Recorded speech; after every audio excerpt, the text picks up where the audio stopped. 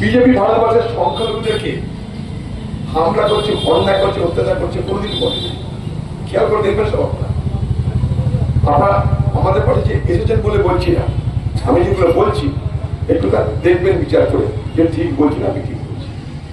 তাই খুশি হয়েছে এই কারণে যে আপনারা যে উদ্দেশ্য নিয়ে গেছে সেই উদ্দেশ্য ছিল মহান। এখানে আমার কোনো আপনাদেরকে দেখলে বোঝা যায়, সুহেল থেকে দেখলে বোঝা যায় এটা কোন ধান্দাবাজি করতে করতে আসে।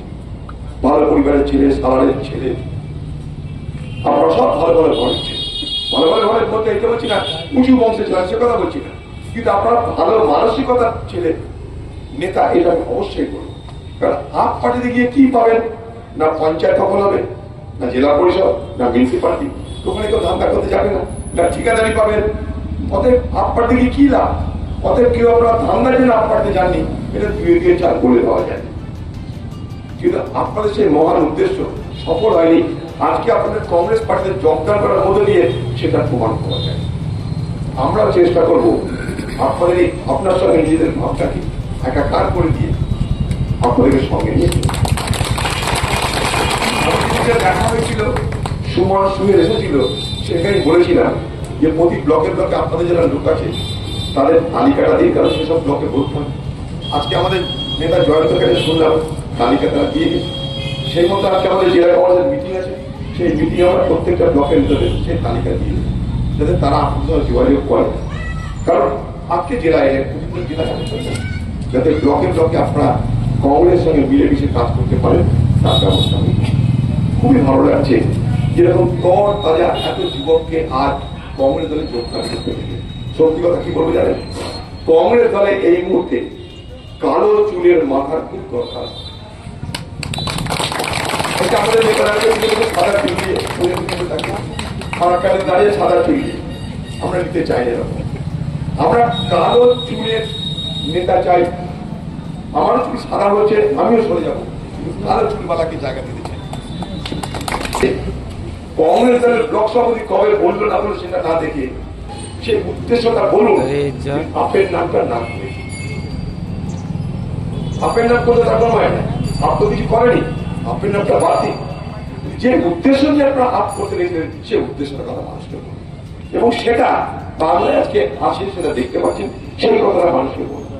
আমরা এই দুর্নীতির বিরুদ্ধে লড়তে চাই। বক্তব্য শুনলেন না, আপ পার্টির এই মুর্শিদাবাদ জেলার বড় বড় যারা মাথা প্রায় সবাই তারা আজকে যোগদান করলো। তার মধ্যে একজন সুহেল, সে সালারের ছেলে, আরো অনেকে আছে, তাদের ওকে জিজ্ঞেস করুন, সব বলবে আপনাদেরকে। তারা আজকে যোগদান করতে আমি মনে করি কংগ্রেস দলের শুধু শ্রীবৃদ্ধি নয়, কংগ্রেস দলের শক্তি বৃদ্ধি হলো। কারণ যারা আপ পার্টি থেকে যোগদান করেছে তারা কিন্তু গুণসম্পন্ন ব্যক্তিবর্গ বলে আমি মনে করি, তারা খুব গুণসম্পন্ন যুবকবৃন্দ বলে আমি মনে করি। তাদের আদর্শের প্রতি আমার শ্রদ্ধা আছে। তারা হয়তো জায়গা ভুল করেছে, কিন্তু তার আদর্শে কোনো ত্রুটি ছিল না। আমরা চাই তাদের সেই আদর্শ কংগ্রেস দল সম্মান দিক, মর্যাদা দিক। তাদেরকে জিজ্ঞেস করেন। সদস্য মাননীয় অধীর রঞ্জন চৌধুরী সাহেব, উপস্থিত কংগ্রেস মুর্শিদাবাদ কংগ্রেসের জেলা সভাপতি মোরল চক্রবর্তী মহাশয়, উপস্থিত মুখপাত্র জয়ন্ত বাবু এবং সকল ব্লক প্রেসিডেন্ট, জেলা কমিটির সদস্য এবং আমাদের যারা আম আদমি পার্টি থেকে আজকে কংগ্রেসে যোগদান করছেন, সকলকে অনেক অনেক। কাজটা শুরু করেছিলাম 2 বছর আগে। আমাদের মনের একটাই ইচ্ছে ছিল যে আমরা একটা স্বচ্ছ মুর্শিদাবাদ গড়ব, একটা স্বচ্ছ দেশ গড়ব, সংবিধান বাঁচানোর একটা লড়াই আমরা করব এবং একটা সৎ রাজনীতি গোটা মুর্শিদাবাদে, গোটা রাজ্যে প্রতিষ্ঠিত করব। কিন্তু কিছুদিন কাজ করার পরে আমরা বুঝতে পারলাম যে কেজরিওয়াল সাহেব নিজেকে দুর্নীতির জম বলে পরিচয় দেন সবসময়, বা দুর্নীতির বিরুদ্ধে লড়াই করবো বলে তিনি সবসময় পরিচয় দিতেন, সেই কেজরিওয়াল সাহেব দুর্নীতির রানীর সঙ্গে কোথাও একটা সেটিং করে নিয়েছেন। সেই সেটিংটা হয় কলকাতায় হয়েছিল বা দিল্লিতে হয়েছিল, সেই ছবিও আমরা দেখেছিলাম। তারপর থেকে সবসময় আমরা যখনই কোনো জায়গায় টিভি প্যানেলিস্ট হয়ে যেতাম বা জেলায় কোনো প্রোগ্রাম হতো, আমাদের কাছে দল থেকে একটা নির্দেশ সবসময় দেওয়া হতো যে রুলিং পার্টি অর্থাৎ তৃণমূল সরকারের বিরুদ্ধে বা তৃণমূল সরকারের দুর্নীতির বিরুদ্ধে কোথাও মুখ খোলা যাবে না বা কোনো আন্দোলন করা যাবে না। আমরা প্রত্যেককে পদ ধরে রাখার জন্য কেউ রাজনীতিতে নামেনি। আমাদের আম আদমি পার্টি যারাই করতো তাদের 80 থেকে 90% সবাই অরাজনৈতিক ছাত্রী থেকে বা অরাজনৈতিক মুখ, তার মধ্যে রাজনীতি করেনি। তারা একটা অন্য স্বপ্ন নিয়ে এসেছিল যে শিক্ষিত সৎ মানুষদের রাজনীতিতে আসা খুব প্রয়োজন। আমরা সেই আশা নিয়েই শুরু করেছিলাম রাজনীতি, কিন্তু যখন দেখলাম যে দুর্নীতির বিরুদ্ধে লড়াই আমাদেরকে বাধা দেওয়া হচ্ছে, আমরা তখন গোটা জেলার টিম একসঙ্গে রেজিগনেশন দিয়েছিলাম। আমাদের পদের দরকার নেই, আমরা স্বচ্ছ মুর্শিদাবাদ চাই, স্বচ্ছ বাংলা চাই।